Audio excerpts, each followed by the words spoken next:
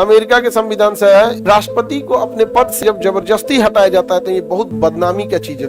किसी दूसरे देश के प्रभाव में आ जाए, राष्ट्रपति अपना काम नहीं कर सकते, किसके हिसाब से चलेंगे? तो न ये पूरी तरह से न्यायिक है, न पूरी तरह से संसदीय है। एंग्लो इंडियन भाग लेते हैं जो राष्ट्रपति के चुनाव में भाग नहीं लिए थे, लेकिन जब राष्ट्रपति को हटाना हुआ तो भाग लेंगे। आर्टिकल 61 किस देश से है? अमेरिका के संविधान से है इम्पीचमेंट को। राष्ट्रपति को अपने पद से हटाया जब जबरदस्ती हटाया जाता है तो उसे इम्पीचमेंट कहते हैं। ये बहुत बदनामी का चीज है कि तुम योग्य नहीं है, तुम्हें हटा रहे हैं। तलाक तलाक तलाक, नहीं समझ में आ गया? एकदम खतरनाक चीज है impeachment. Divorce, breakup, force breakup, नहीं समझ में आ गया? तो उसी क्या कहेंगे? महाभियोग। समझ में आ गया कि नहीं? लड़का लोग तुम लोग पे लगा दी होगी सब महाभियोग, लगाए कि नहीं? तो तुम योग्य नहीं रहेगा तो यही ना होगा। योग्य रहेगा नहीं, चल जाएंगे, अपने नहीं देखेंगे, बानर ऐसा रहेंगे, चल जाएंगे एकदम। हाँ, दोबारा महाभियोग लग गया। चलो अब समझो ये महाभियोग लगता कैसे। जब कभी राष्ट्रपति किसी दूसरे देश के प्रभाव में आ जाए, राष्ट्रपति क्या आ जाए? दूसरे देश के प्रभाव में आ जाए, यानी भारत से ज्यादा दूसरे देश का बात करने लगे। समझ आ गया कि नहीं? दूसरा, मंत्रिमंडल की बात को न माने। राष्ट्रपति अपना काम नहीं कर सकते, किसके हिसाब से चलेंगे? मंत्रिमंडल। तो मंत्रिमंडल की बात को ना माने या संविधान का उल्लंघन करने लगे। कितनी चीजें? 3। विदेशी राष्ट्र के प्रभाव में आ जाए, मंत्रिमंडल की बात न माने, संविधान का उल्लंघन करे। यदि इस बात का आभास हो जाएगा तो जांच कराकर राष्ट्रपति को पद से हटाने की क्रिया महाभियोग कहलाती है। अब चूंकि इसमें जांच जरूरी है, अब जांच कोई संसद की समिति करेगी, उसमें 4-5 मंत्री हो जाएंगे, कुछ सीनियर लोग हो जाएंगे, या कोई ट्रिब्यूनल बना दिया जाएगा रिटायर्ड जजों का। तो जांच जरूरी है, इसलिए इसे हम अर्ध न्यायिक प्रक्रिया कहते हैं। क्या कहते हैं? अर्ध न्यायिक प्रक्रिया।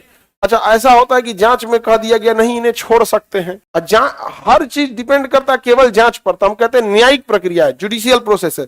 जैसे न्यायालय क्या करती है? हमारी जांच करती है। लेकिन उसके बाद क्या होता है? जैसे जज लोगों ने कह दिया नहीं ये गलत है, तो उसके बाद फिर जाता है क्या? विधायक लोग वोट दीजिए कि गलत है कि नहीं है, वहां जांच नहीं जाता। लेकिन यहाँ होता है पहले जांच की रिपोर्ट आएगी कि हाँ ये गलत है, राष्ट्रपति ये सबूत पाया गया है, और फिर वोटिंग होगी संसद में इसे हटाने के लिए। तो जांच भी हो रहा है और वोटिंग भी हो रहा है। तो न ये पूरी तरह से न्यायिक है, न पूरी तरह से संसदीय है। तो इसे कहेंगे अर्ध न्यायिक प्रक्रिया। अर्ध न्यायिक प्रक्रिया कैसी प्रक्रिया? तो महाभियोग एक अर्ध न्यायिक प्रक्रिया। क्यों अर्ध न्यायिक है? क्योंकि इसमें जांच होने के बाद क्या होता है? वोटिंग। अब हम इसको समझते हैं कि कैसे कैसे प्रारंभ होगा।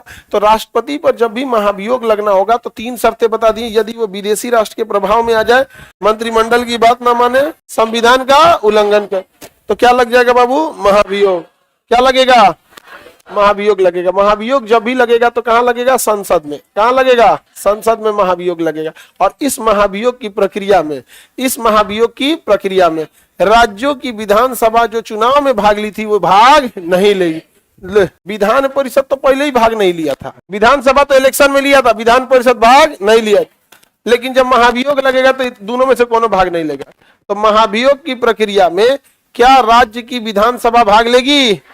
दिल्ली पांडिचेरी की भाग लेगी? नहीं। तो भैया ये तो चुनाव में भाग लिया था और उसमें भाग लेने से रोक दिया गया, अब यहां समझिए, और कौन एक को तो रोका गया, अब बढ़ा किसको दिया? एंग्लो इंडियन भाग लेते हैं। जो चुनाव में भाग नहीं लिए थे 2 एंग्लो इंडियन, लोकसभा के 2 एंग्लो इंडियन और राज्यसभा के 12 मनोनीत सदस्य।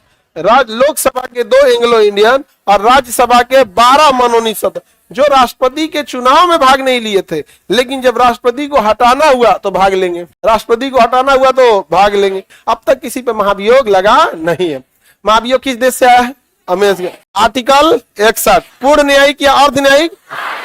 दोनों सदन में बात रखेगा कि एक में बात एक में रखेगा। एगो तो बिना जानले सुनले पास कर दिया। यहाँ पे किस सदन से प्रारंभ हो सकता है? किसी भी सदन, चाहे वो लोकसभा पास करे या राज्यसभा। शर्त यह है कि प्रारंभ करने के लिए 1/4 और पारित करने के लिए 2/3। दूसरे सदन में भेजने से कितना दिन का टाइम? 14। दूसरा सदन पास करेगा 2/3। अगर पास कर दिया तो कहानी खत्म। इधर से भी प्रारंभ हो सकता है। अगर इधर से प्रारंभ होगा तो ये वाला सदन पास करके इधर भेजेगा, तो ये भी कितना दिन का टाइम देगा। लेकिन ये वाला जो प्रारंभ करने का प्रस्ताव है किसी एक सदन से ही चालू होगा जहां से प्रारंभ करना है। अब दोबारा का लिए प्रारंभ कराएगा वहां पे, समझ में आ रहा है कि नहीं?